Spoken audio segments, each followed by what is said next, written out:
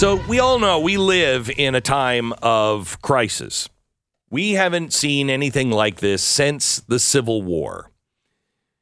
Our nation has faced really tough times, but I don't think anything as critical as today, because it's not like the Civil War. It's not North versus South.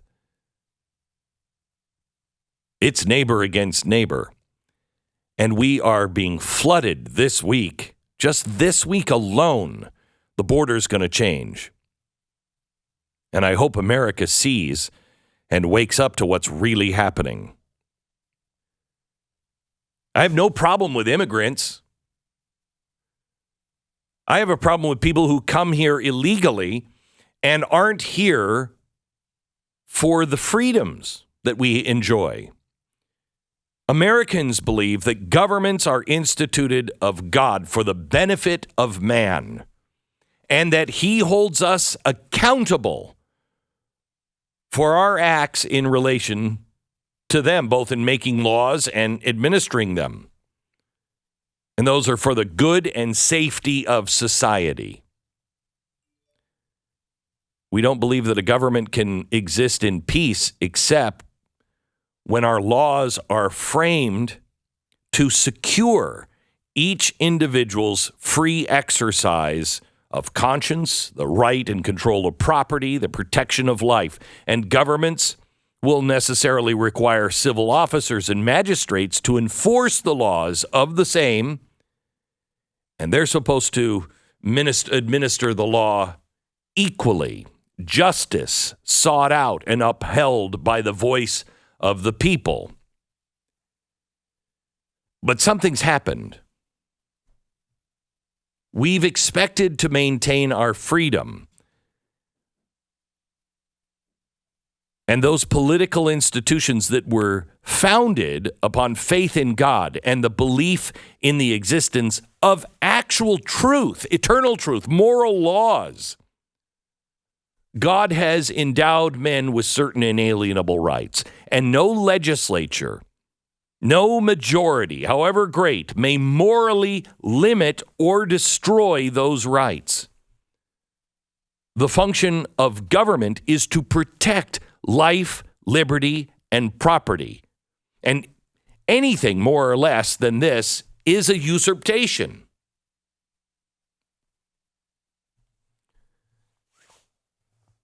I really believe that the Constitution and the Declaration of Independence came through a group of men who believed in God and were inspired by God.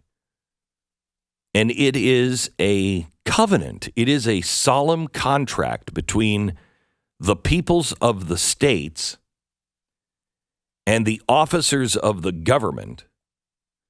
And we have a duty to obey under God the eternal moral laws that are all in our founding documents. When you actually compare what's in the Constitution to what's in the scriptures, in the Bible, you'd be amazed. It's all from the scriptures. But today, all of these things that we have taken for granted, I remember after 9/11, we all came together, and I expected that. I thought everybody was together. And then a few years later, everybody started to turn. And you're like, wait, what happened? I thought we were all together. Because so many people did not believe the things that Americans have always believed, the things that we always found self-evident.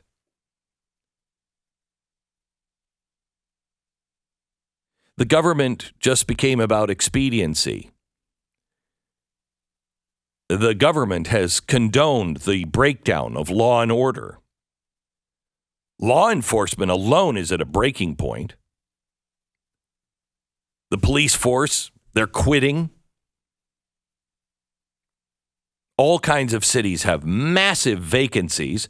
And who's going to join? Not only the cities are looking for recruits, but our military is also looking for recruits. Who wants to join? both of them being demoralized, the hostile attitudes of the politically minded. Cops are being demoralized by grabbing somebody off the street, taking them in, and then they free them. Some of the hardest criminals, most hardened, they're released as soon as they're arrested, which shows the police what? We care more about the criminal rights than the people's.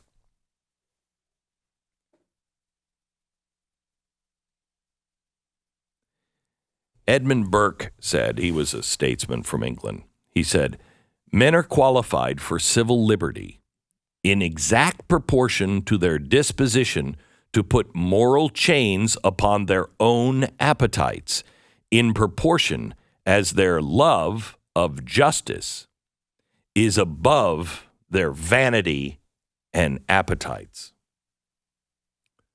Society cannot exist unless somebody puts a governor, a regulator on our appetites.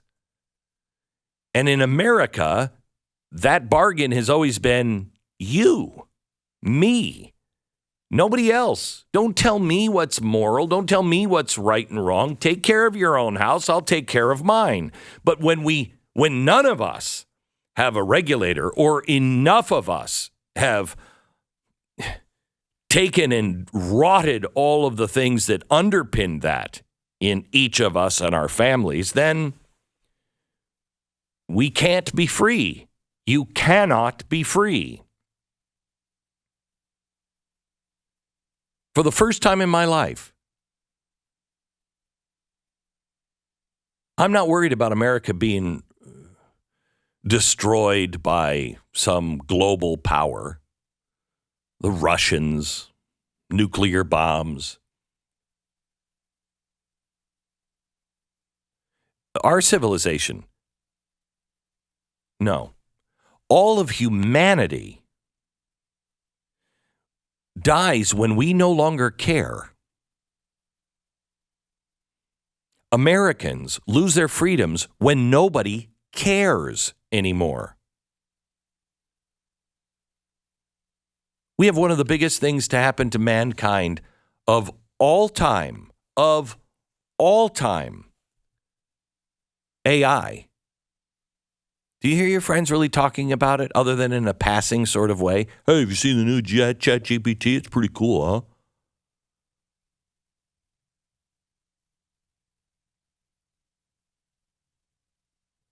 Our country, if we surrender our freedom, it will be because of Americans. And it won't be just the work of the subversive and criminal Americans. It'll be those Americans who think they're fine, think they're American. Yeah, I'm doing what I'm supposed to be doing, but not really. Lincoln was asked, at what point then is the approach of danger to be expected? He said, quote, if it ever reaches us, it must spring up among us. It can't come from abroad. If destruction be our lot, we ourselves must be its author and finisher. As a nation of free men, we must live through all time or die by suicide. Well, have you seen the rate of suicide in our nation? If America is destroyed, it may be destroyed by the Americans who still salute the flag, sing the national anthem, are there for the patriotic parades, cheer on the 4th of July.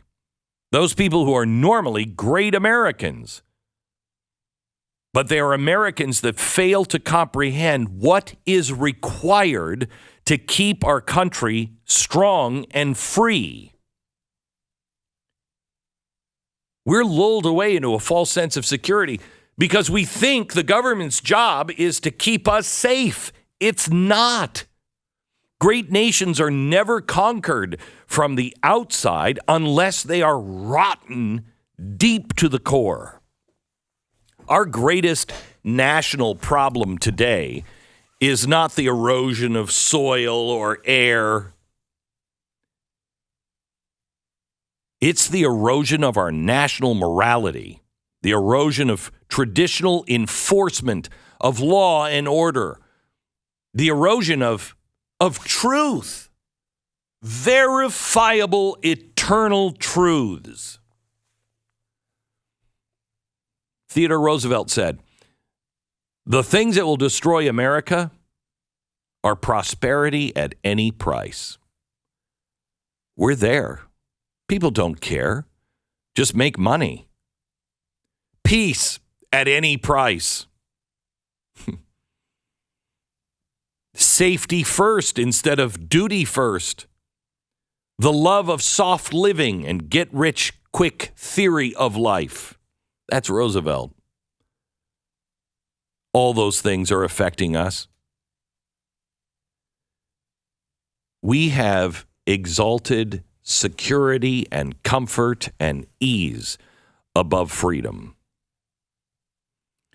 If we dwelled at length on the things that are disturbing in the American society today, we could become discouraged. Many of us are. There's all kinds of things that we're on fire.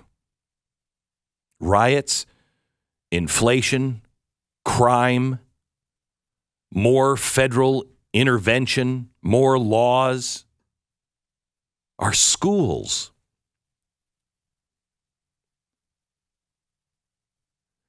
The men of power and prestige and great influence in the political structure of America have permitted the concept of freedom of speech to be expanded to include subversion, intimidation, sedition, incitement to riot. They have condoned the distortion of academic freedom to encompass the adulteration of young minds with all of these socialist, communist, crazy, anarchist doctrines. The disintegration of our educational system. It is the great men of power and prestige and great influence that have allowed freedom of assembly to mushroom into mob rule, riot, insurrection, burning of cities, all being called by those great men and women of power, prestige, and great influence as a peaceful protest.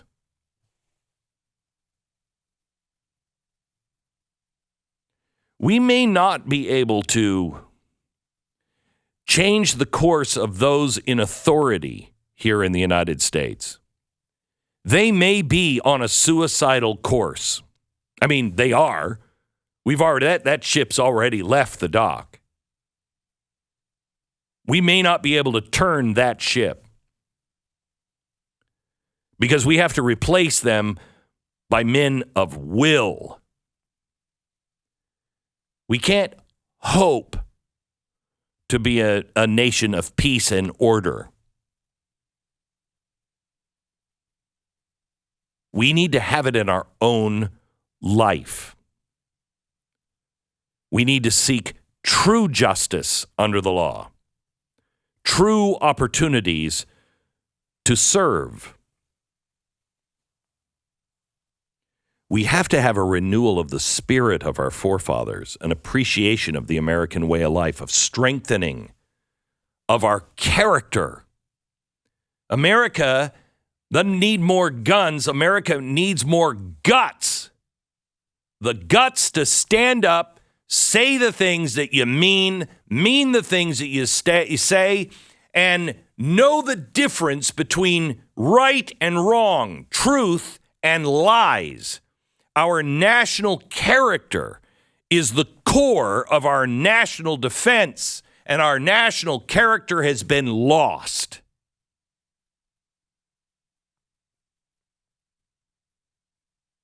Before anybody in Washington talks about guns and how they have to be removed, before they talk about any other problem, we should be talking about the lack of guts